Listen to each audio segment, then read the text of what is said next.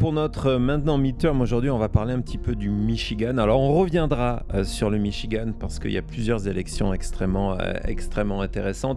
Cody nous fera un tour du Michigan qu'il connaît parfaitement. Ah oui. Non, c'est ça? Oui, non, mais parfaitement. Ok.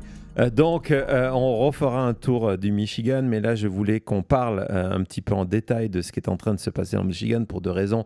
Parce que la semaine dernière, vous avez eu cette victoire, vous avez fait une émission sur la nouvelle gauche avec cette victoire de Abdul El-Saïd du côté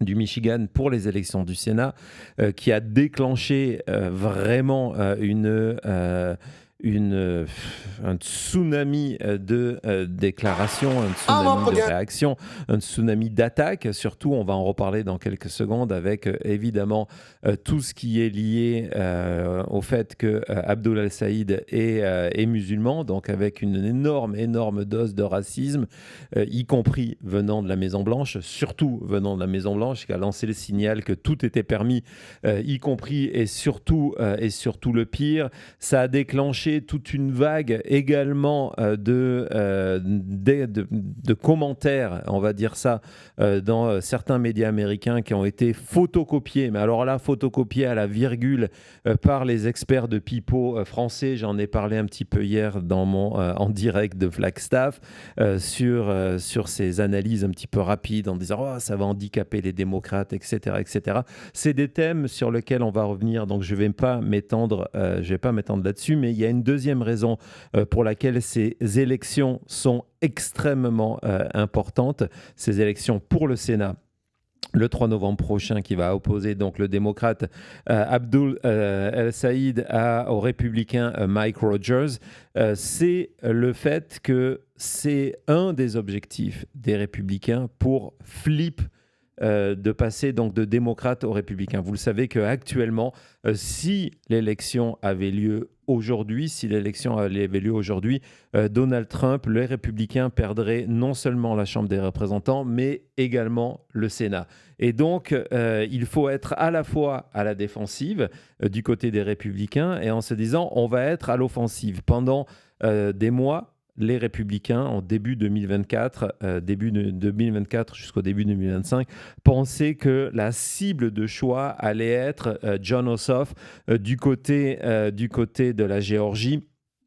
Comme je l'ai dit hier, je crois que c'était une question de Fanny d'ailleurs dans ce en direct. Jon Ossoff, évidemment, on va rester concentré jusqu'au bout, mais Jon Ossoff ne devrait pas perdre cette élection.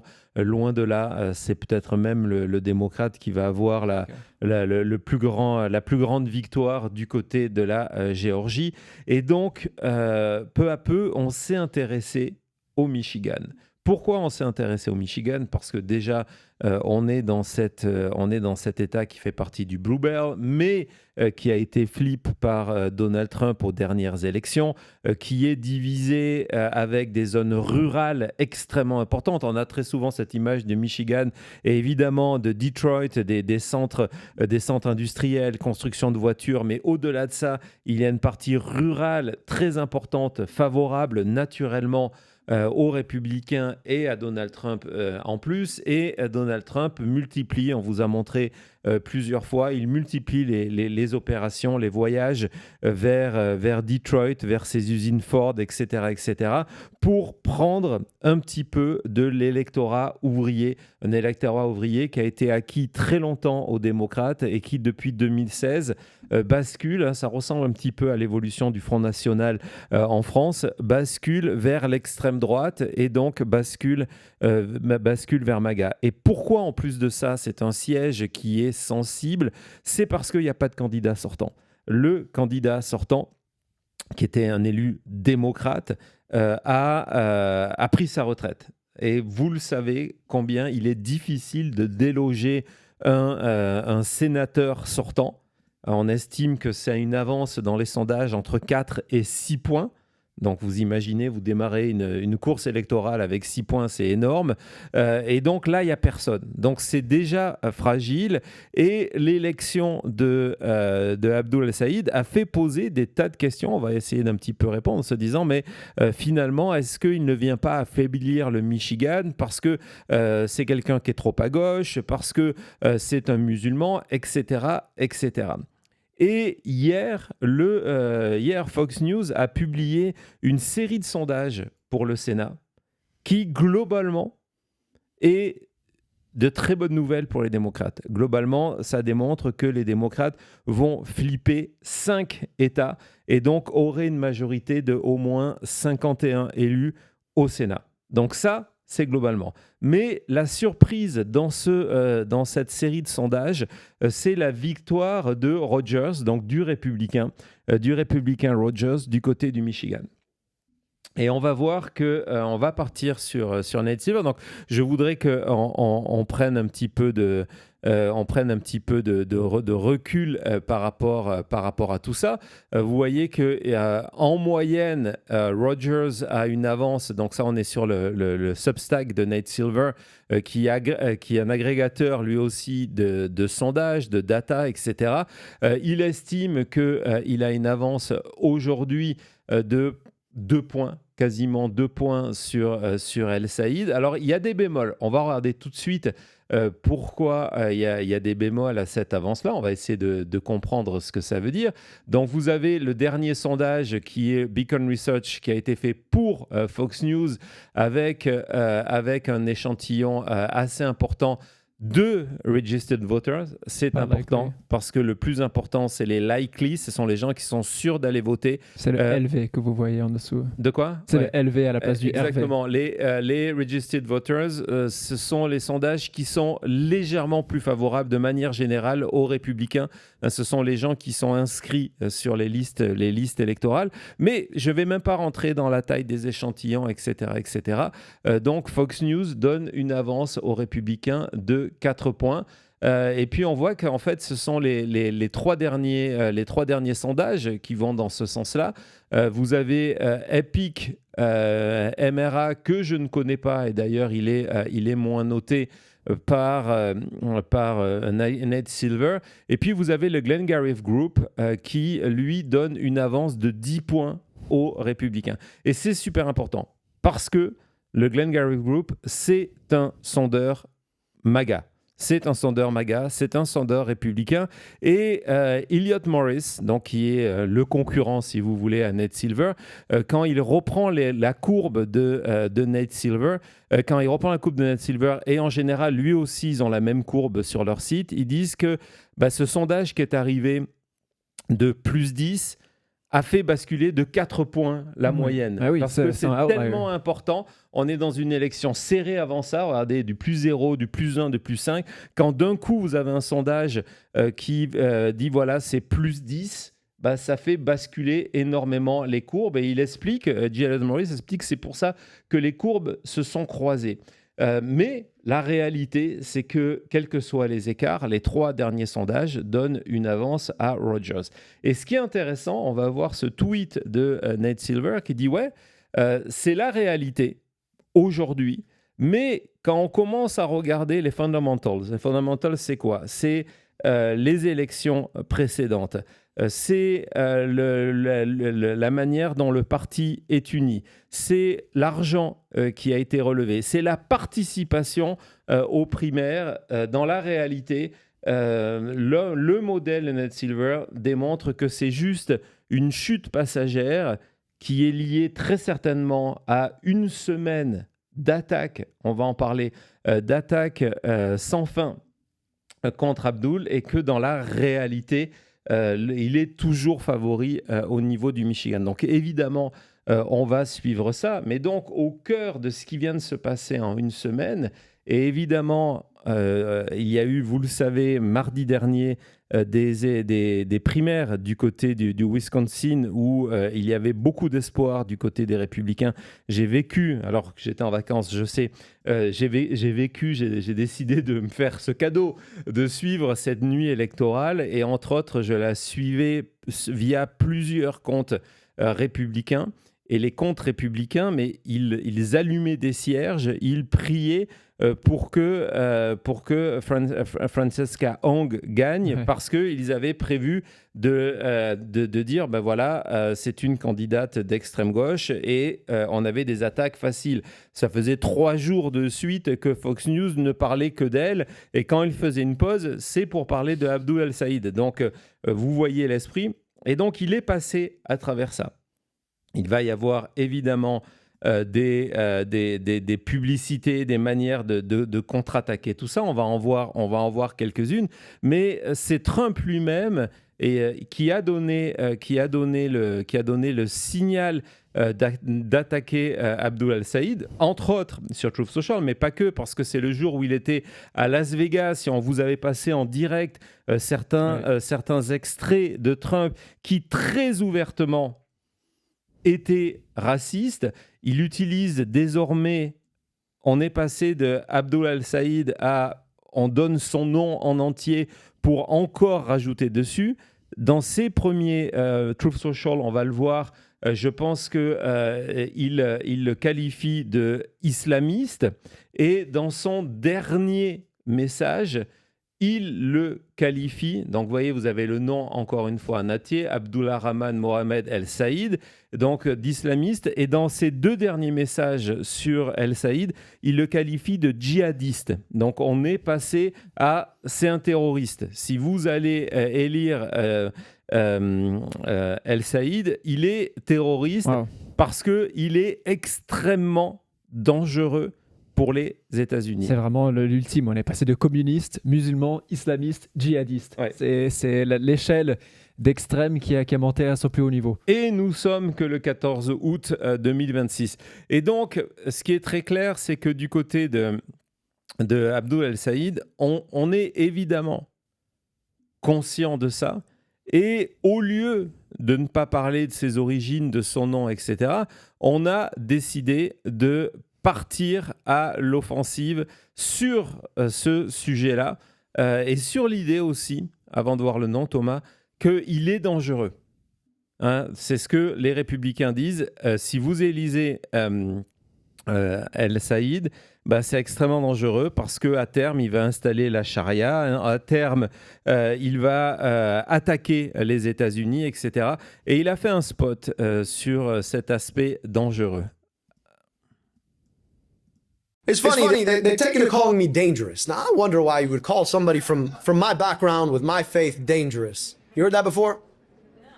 No. And it's interesting.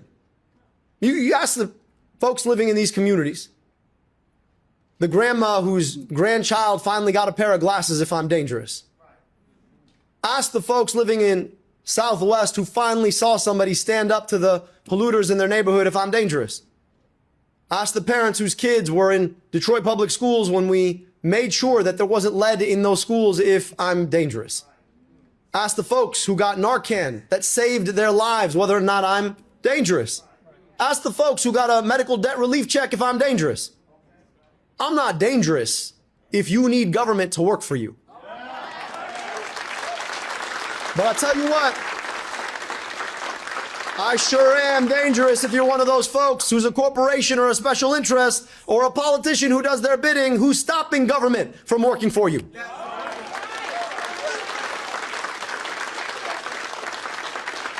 So yeah, if you're Chuck Schumer, I'm dangerous. If you're AIPAC, I'm dangerous. If you're a corporate PAC, I'm dangerous. If you're Blue Cross Blue Shield CEO, I'm pretty damn dangerous. If you're a DTE, I for sure am dangerous. But if you're somebody who needs government to work for you, I aim to be the best friend you ever had. Ouais, donc il revient à son parcours. Hein. Je vous rappelle que c'est un médecin qui a découvert, il a même écrit un livre à l'époque, on vous l'avait présenté, qui a découvert la réalité du système médical, du système médical américain lors de son internat. Il travaillait dans un hôpital à New York et il s'est rendu compte de la réalité et des conséquences de cette médecine à 2 vitesses. Et du coup, lorsqu'il est revenu du côté du Michigan, il s'est impliqué dans tous ces programmes, donc il signale au début, qui ont permis, par exemple, la distribution de lunettes, des choses complètement folles, mais qui n'existaient pas, des soins gratuits. Donc il dit voilà, si c'est pour utiliser l'appareil gouvernemental pour aider la plupart d'entre vous, je ne suis pas dangereux. Mais si effectivement vous faites partie de différents groupes de lobbying qui veulent que cette situation continue, oui, je suis dangereux. Et donc, autre communication, on va le voir sur son nom. Et justement, il joue du principe, son vrai nom, il l'assume dans la totalité. Vas-y, Thomas. It's funny, they've taken to calling me. Look, I know I'm not supposed to run for office. My name is Abdul El Sayed. I knew that the day I was born, and they gave me an 11-letter first name. Abdul's just half of it. The whole thing is Abdul Rahman. It's got sounds that come out of parts of people's throats they don't even know they have. But when my parents immigrated here from Egypt, northeast corner of Africa, they thought they were going to go back. And it turns out that they also understood what it would mean for me to be raised here, and I saw that so clearly. I'd spend my summers in Egypt with my grandmother, smartest, wisest person I ever met in my whole life. Never got to go to school. She herself was the 9th of 14, raised 6 of 8 to whom she gave birth. 2 died before their first birthday. An aunt and uncle I never got to meet. Now, people, you can imagine, with a name like mine, people like to come out of the internet and say, oh, he must hate America. Don't get it twisted. I love America. I know exactly what America did for me. I saw it with a front row seat to what my life should have been but for America. But I love America enough to understand that America ought to be America for all of her children. I didn't have to go 15 hours to cross 10 years difference in life expectancy to Egypt. I could go 15 minutes from where I grew up, and I'd meet children who were growing up in circumstances that looked a lot more like my cousins in Egypt than mine here. And I believe in the kind of America where no matter where you grow up, the color of your skin, how you pray, you deserve equal rights in this country. You deserve to go to a good school. You deserve to get health care when you need it. You deserve to know that you can graduate and get a good job. Ouais, donc voilà, c'est un discours assez intéressant parce que c'est son origin story, comme on dit. Il parle de ses origines. D'abord, il plaisante sur son nom et dit bien sûr que je savais que ça serait super compliqué de faire une carrière politique avec ce nom-là, parce qu'en plus, c'est que la moitié, Abdul. Hein, quand je vous donne le nom en entier, il plaisante en disant vous avez même le sentiment que ça vient d'une partie de votre gorge que vous ne saviez pas qu'elle existait avant. Et donc, il revient sur son histoire, et l'histoire de Abdul El Sayed est extrêmement importante. On va en parler. Il revient à cette partie-là en disant moi, mes parents sont égyptiens. Mes parents sont égyptiens et j'ai grandi en voyant la misère du côté de l'Égypte. Il revient de sa grand-mère, le fait qu'il y a des enfants qui sont mort-nés, etc., etc. Et il dit, du coup, quand on me dit « je déteste l'Amérique », mais c'est complètement faux. Au contraire, j'adore l'Amérique parce que je vois ce que ma vie aurait été sans l'Amérique. C'est parce que mes parents sont venus aux États-Unis de manière légale, c'est parce que mes parents sont venus aux États-Unis que j'ai pu accéder à tout ça. Mais aujourd'hui, ce qui m'incite à faire de la politique, c'est que ces différences, oui, que je connais en Égypte, je les vois aussi autour de nous, aux États-Unis. Non, je pensais que tu parlais. Non, je suis d'accord. Bon, t'as pas envie, non, mais c'est quelque chose qu'on voit. Je sais que aussi lors de notre dernier voyage jusque même en Flagstaff, qui est 4 heures de route de Vegas, c'est que des fois aux États-Unis, on passe par c'est même pas des villages, mais juste des parties où on voit des gens qui vivent au bord de la route et qui vivent dans des conditions pitoyables. Et on sait qu'ensuite, quand on voit les fêtes à Mar-a-Lago, quand on voit cette richesse dans ce pays, il n'y a aucune raison pour laquelle tellement d'Américains, des millions d'enfants devraient souffrir, ne devraient pas manger, ne devraient pas avoir de soins. Et quand on sait que c'est possible dans ce pays qui peut avoir vraiment cette richesse et qui peut donner de telles opportunités. Non, exactement. Donc, oui, il y a cette dimension de l'American Dream. Et cette dimension, justement, Christelle, de l'American Dream, on va le voir encore plus dans sa dernière publicité. Vas-y, Thomas, c'est juste celle d'à côté. Voilà, tu peux la passer. Sur ces Look, I know I'm not supposed to run for office. Where did Abdul al-Sayed come from? Here! We're his grandparents. We helped raise him. He became a doctor. He always wanted to help people. He got all those kids glasses. Eliminated medical debt. Poof! He buys us groceries every week. He knows what things cost. Now he's running around with Bernie Sanders trying to change politics. We love him, and so will you.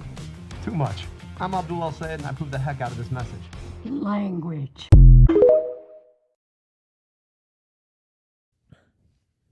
Alors cette vidéo est vraiment importante parce qu'elle montre un autre aspect souvent méconnu et qu'il faut mettre en avant de la vie de Abdul al-Sayed. Son père, donc il a grandi dans le Michigan, son père très rapidement a divorcé de la mère d'Abdul al-Sayed et il a été élevé par les parents de la nouvelle femme, qui était une Américaine, de la nouvelle femme de son père.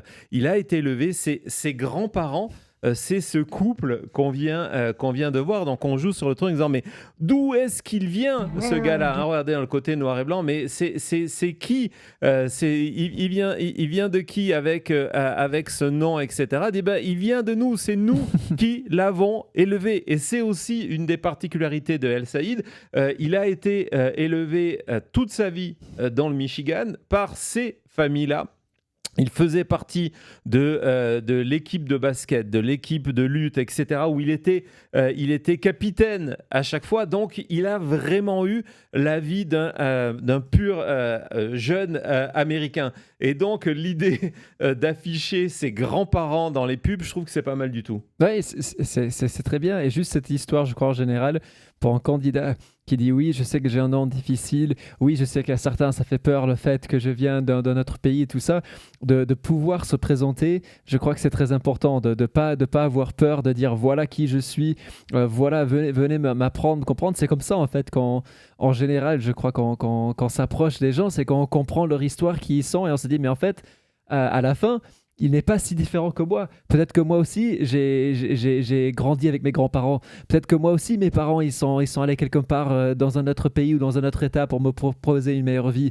Et à la fin, je crois que c'est une très bonne manière de présenter le candidat, de présenter l'humain, l'homme au peuple. Ouais, c'est exactement ça. Et donc, je vais contrebalancer pour vous montrer la publicité que son opposant républicain, Mike Rogers, a publié dès le lendemain de la victoire de El-Sayed dans les primaires du Michigan, qui est très ouvertement un appel plus que du pied aux électeurs démocrates et entre autres démocrates juifs à venir voter pour lui parce que El-Sayed est différent. Vas-y Thomas.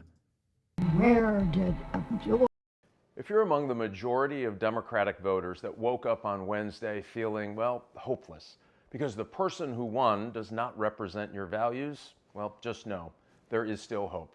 Michigan deserves a senator who is ready to sit with you, hear from you, and represent you. The parents across Michigan who want an education system that sets up their kids for success, you have a home with us. To grandparents across Michigan who are heartbroken from watching their kids and grandkids leave the state, you have a home with us. To young people who are looking for real solutions to solve our housing affordability crisis, you have a home with us. To working families who don't want higher taxes and lower paychecks, well, you have a home with us. And to the vast majority of people across Michigan who do not want to throw their support behind a campaign filled with anger, divisiveness, calls for violence, and the views that are out of touch with your values, well, you have a home with us. The fight is far greater than just left versus right. The fight is for the very soul of our nation. Over the next 90 days, I'm going to work hard to earn your trust, to earn your support, and earn your vote. We have a state to save, Michigan. Let's get to work.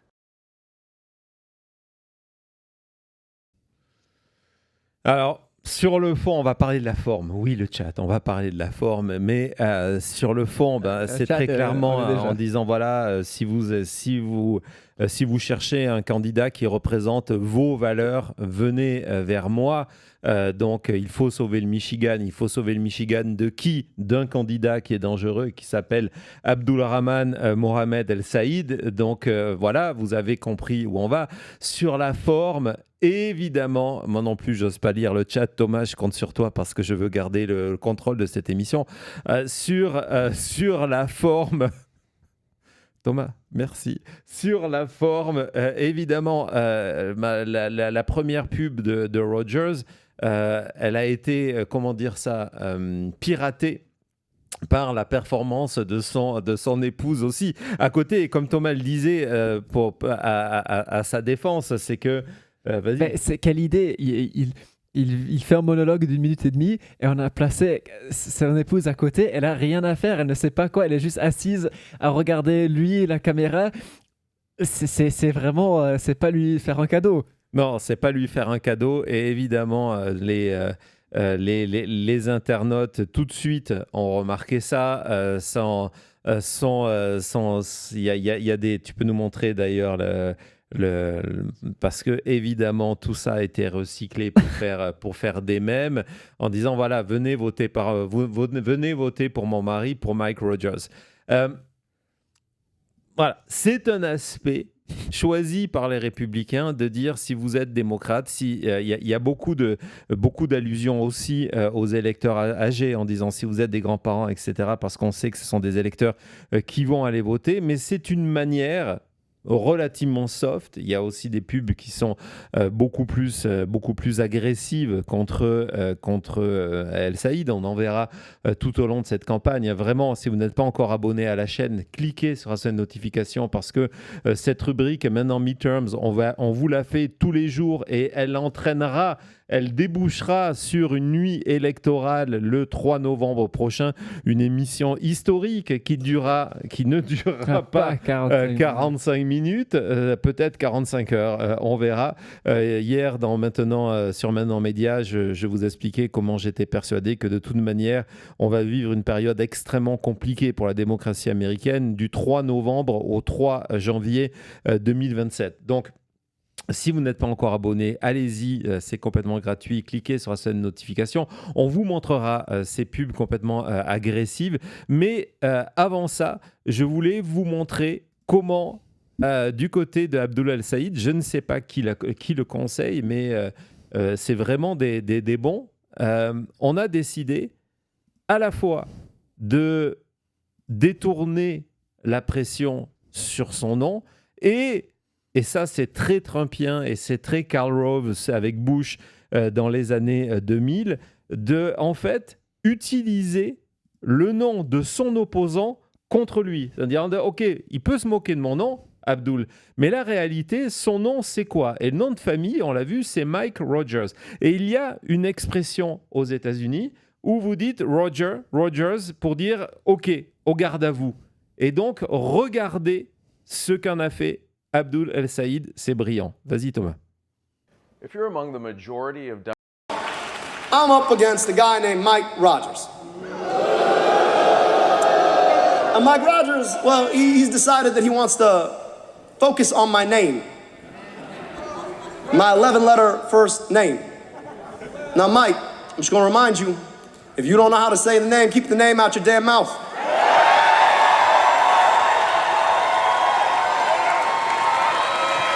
Or just call me Abdul. But I got some opinions about his name. See, it's very fitting for him, Rogers. Because that's his answer every time a corporation or Donald Trump tells him to do something. Mike, we need you to put a data center in the backyard. Roger. Mike, we need you to hike their prescription drug prices. Roger. Mike, we need you to rubber stamp this war we shouldn't be fighting. Roger. Mike, and this one's Donald Trump. I need you to lick these boots. Roger.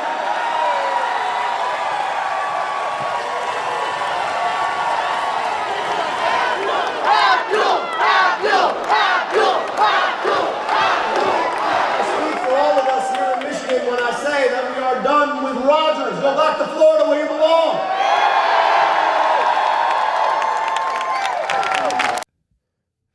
C'est du pur génie politique. Quelles que soient vos opinions politiques, que vous soyez à la gauche, à la droite, à l'extrême droite, à l'extrême gauche, c'est du pur génie politique. C'est une sorte de judo. C'est un art martial du langage. C'est se dire, ok, tu te moques de mon nom, ben moi je vais prendre le tien et tu vas voir, ça va devenir un cri de campagne. Ça va démontrer que ton nom, que tu es aux ordres de Donald Trump. Et vous savez que l'élection va être un référendum sur Donald Trump. Et donc voilà. Et c'est pour ça que d'ailleurs, du côté des républicains, donc il y a évidemment toutes ces attaques, etc., mais on craint Abdul El-Saïd et c'est assez symbolique. Qui a mis en garde les républicains en disant ne pensez pas que ça va être facile parce que le gars, il est jeune, ce que tu nous disais, Cody. Ouais, ça fait vraiment plaisir. J'ai vu qu'il y avait d'autres messages comme ça dans le chat d'avoir un jeune quelqu'un qui est, et c'est pas pour être méchant, mais pas malade, qui est pas là à trembler, à pas pouvoir sortir une phrase de quelqu'un qui est dynamique, où on a l'impression que je sais pas, qui peut être sur scène et vous faire vivre un moment et de rester en forme. Ça fait vraiment plaisir et ça donne envie d'aller voter, ça donne envie de dire ok, la politique s'intéresse à moi pour une fois. Exactement. Et donc, du coup, oui, comme il disait dans sa pub, il est dangereux pour les républicains et certains le savent. Dont Donald Trump, on va y revenir. Je vais vous faire écouter Jesse Waters. Jesse Waters qui mettait en garde les républicains, qui se réjouissait du fait qu'il a gagné les primaires en disant ça va être facile, le gars il est comme Mamdani, il est de gauche et en plus de ça il est musulman. Je vous rappelle que Mamdani, on en parlait hier sur le chemin du retour, petite parenthèse, a un taux d'approbation à New York de 69%. 69% des New-Yorkais approuvent la politique de Mamdani. Donc de dire, quand vous êtes républicain, ce gars-là, il est comme Zoran, c'est un musulman et il est d'extrême gauche, ça va être facile de le battre. Attention. Attention, écoutez Jesse Waters. I'm up against. You gotta respect Abdul because he beat the machine. Big Gretsch, Pelosi, Schumer, he slaughtered them. 30 mil, couldn't do it. And so say what you want about him. This guy is a force that Mike Rogers is going to have to deal with. Ouais, il explique donc, n'oubliez pas, et c'était un des points importants quand vous avez présenté la première fois El-Saïd, c'est que contre lui, il y avait eu non seulement tout l'appareil politique, ce qu'il appelle la machine du Parti démocrate, qui avait choisi Haley Stevens, qui d'ailleurs, on va le dire, dans la minute de sa défaite, s'est rallié à Abdul El-Saïd et fait campagne tous les jours pour lui. Et ce qui est excellent, c'est que Wallace dit, regardez, il avait 30 millions de dollars contre lui. En général, en politique, c'est l'argent qui fait la différence. Il avait 30 millions, au moins 30 millions de dollars contre lui. Il a gagné, il les a slaughter, il les a abattus. Et en disant, voilà, ce gars-là, c'est une force. Soyez prudents, c'est une force. Il y en a un autre, évidemment, qui le sait, c'est Donald Trump. Donald Trump, il tourne à fond sur El-Saïd. On va voir un autre tweet où il s'attaque justement à El-Saïd en disant c'est deux Amériques complètement différentes. Donc lui et Melania et Abdulrahman Mohamed El-Saïd, encore une fois le nom est mis en entier, Ce qu'il a fait avec Obama, avec sa femme qui est une psychologue et où on voit que ils ne vont pas avoir la vie facile en attaquant Abdul, c'est sa capacité à répondre, y compris tout de suite à s'attaquer à Trump. Et quand vous êtes un candidat local, très, très souvent on vous dit ne vous mêlez pas de politique nationale.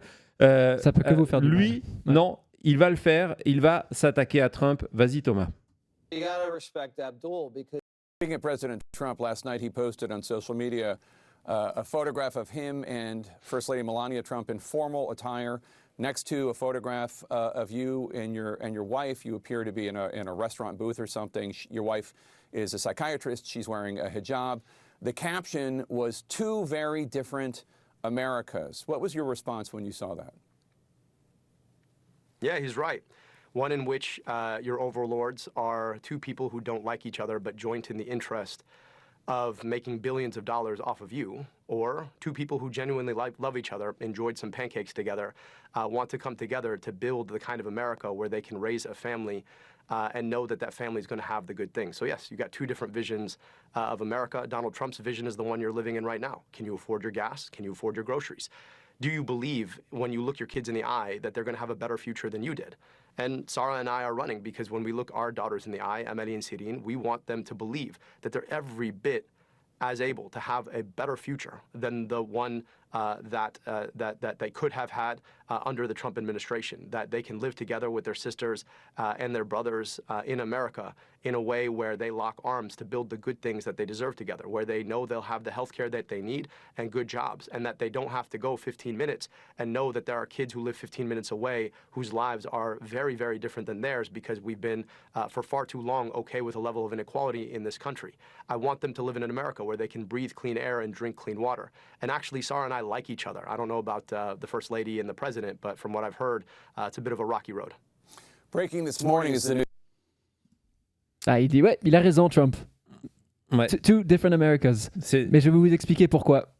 Et c'est ce qu'on dit souvent sur la chaîne, c'est que oui, Trump vous propose une Amérique, on la voit en ce moment, où ce n'est pas un golden age, où c'est la corruption. Lui, il va très bien, vous ne pouvez plus payer votre essence. Donc oui, il a raison.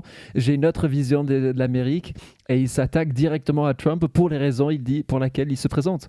Ouais, et ce qui est intéressant, et je vais vous faire une confidence, hein, c'est quelque chose que j'ai vu très rarement chez les politiques, quel que soit leur parti, qu'ils soient républicains ou chez démocrates. On l'a vu chez Zoran Mamdani, on l'a vu également sur Barack Obama.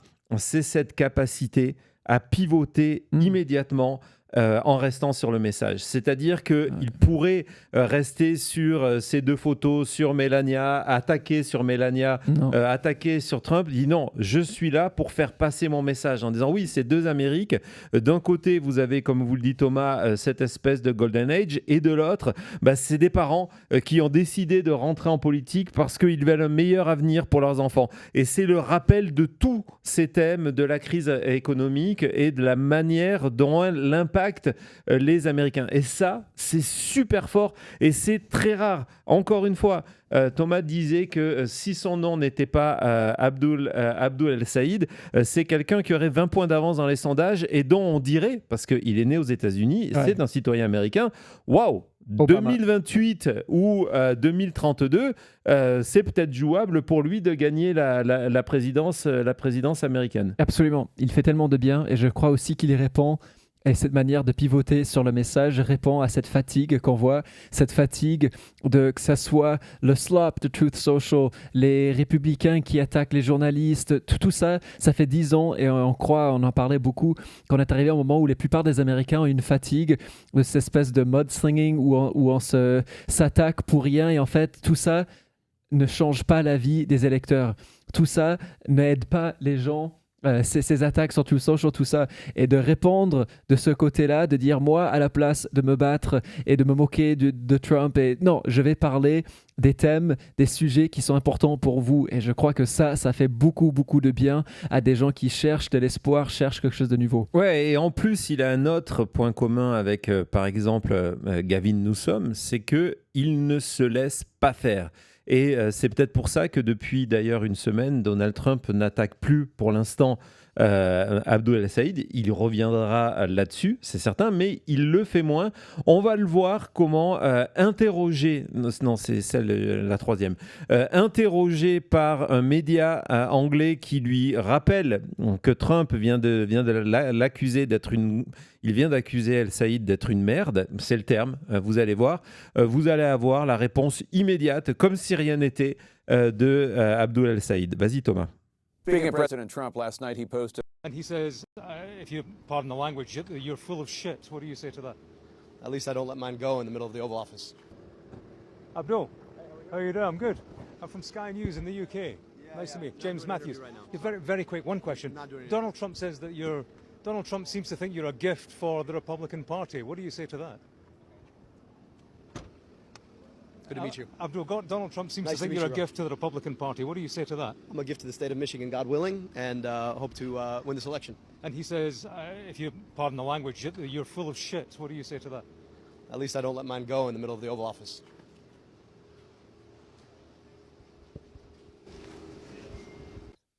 Non, ce moment, il est d'autant plus fou que c'est vraiment un moment où ce n'est pas préparé. Il n'est pas là, il ne va pas communiquer avec les médias. Hein. Il est en train de se préparer à un meeting. D'ailleurs, et la première chose qu'il dit aux journalistes, il dit non, je ne peux pas la répondre. Je suis en train de partir, j'ai d'autres choses à faire. Il n'a aucune idée de la question qu'on va lui poser. Donc, première chose, c'est Donald Trump dit que tu es un cadeau pour les républicains, dit non, moi je suis un cadeau pour le Michigan. Donc déjà, boum, on a retourné. Et après, le journaliste dit ouais, Trump dit que tu es plein de merde, tu dis que des conneries, etc. Il dit moi mes conneries, je ne les balance pas en plein milieu du bureau ovale. Vous pouvez interpréter ça comme vous voulez. Mais donc voilà, moi c'est je l'interprète quelqu'un d'une manière littérale. Ouais, c'est quelqu'un qui n'a absolument pas peur, qui dit les choses de manière extrêmement claire, et ça fait partie, lorsqu'on retourne du côté de Nate Silver ou par exemple de G. Elliott Morris, du pourquoi on considère qu'il est toujours favori. On va voir deux extraits d'une interview de G. Elliott Morris. Je vous rappelle que G. Elliott Morris est peut-être le meilleur expert de la data en termes de politique américaine. Je suis évidemment abonné à son Substack grâce à votre soutien. Merci, hein, j'en ai vu passer quelques-uns pendant que j'étais en train de parler. C'est grâce à vous que l'émission a accès à toute cette pluralité de sources, parce que vos dons, merci, servent par exemple à s'abonner sur le compte de G. Elliott Morris. Et donc, deux points importants. Déjà, G. Elliott Morris dit que non, le fait qu'on dit que c'était Stevens qui avait plus de chance, et parce qu'il est musulman, il a moins de chance, il dit que statistiquement, il n'y a rien qui prouve que ce soit le cas, que finalement, on était à peu près tous au même niveau. Et puis, deuxième point, de rappeler, et c'est un thème sur lequel on reviendra, si tu peux nous montrer le deuxième extrait, de rappeler que les thèmes que défend El Saïd, hein, n'oublions pas, le plus important, c'est aussi le message, comme par exemple cette assurance santé pour tous, hein, qui est vraiment le cœur de son programme. Dans la réalité, vous avez jusqu'à 80% des gens qui sont d'accord avec ça. Donc, sur le thème, une fois qu'on a oublié le nom, qu'on a oublié la religion, sur le thème, il défend un programme gagnant. Et c'est pour ça que même si aujourd'hui il y a eu cette série de 2-3 sondages, dont un qu'on va mettre de côté parce qu'il est particulièrement suspect de ses 10 points d'avance, il est toujours en avance, parce que ce qu'on appelle à tort, je vous avais expliqué, allez revoir notre émission sur la nouvelle gauche, et le fait que le bras gauche du Parti démocrate est divisé en deux filières, en deux tendances. Lorsqu'on fait partie de cette branche qui est celle de AOC, de Bernie Sanders, d'Oro Khanna, de Zohran Mamdani ou de Abdul El Saïd, les thèmes que l'on défend, ce sont des thèmes que les Américains demandent de plus en plus, et pas que les nouvelles générations. Pour conclure cette partie de Maintenant Midterm, cet épisode de Maintenant Midterm consacré à Abdul El Saïd, je vais vous passer une dernière vidéo où justement il explique pourquoi on préfère s'attaquer à son nom que de parler programme et parler de la situation économique aux États-Unis. Vas-y Thomas. And he says, if you pardon. I've been Abdul in Michigan my whole life. I'm so grateful for the way Michiganders have embraced me and my family. And I know that Michiganders are open-minded, they're big-hearted, they're less interested in how you pray than what you pray for. And we all pray for the same things. We want what's good for our kids and our families. We want clean air, clean water, healthcare we can afford. So they're going to use Islamophobia because their ideas are tired, their economy sucks, they're taking us to war we shouldn't fight, and we have an opportunity to actually focus on bringing us together. So if he has some new ideas he'd like to talk about, I've challenged him to 5 debates. debates. Mike, if you're watching, 5 debates, but you're a coward, so you probably won't do it. Ouais, voilà, et avec ce discours en disant toute ma vie au Michigan, tout le monde m'a appelé Abdul. C'est pas pour la campagne que je me fais appeler Abdul. Toute ma vie, ça a été ça. Le Michigan a le cœur et les pensées qui sont ouvertes et accueillantes. Et puis il dit au Michigan, la question principale, c'est pas de savoir pour qui on prie, pour quel Dieu on prie, mais pourquoi on prie. Et là, encore une fois, c'est l'art de basculer et de dire, voilà, quelle que soit notre confession, on prie tous pour la même chose, qui est une meilleure situation économique, un meilleur avenir pour ses enfants, etc., etc.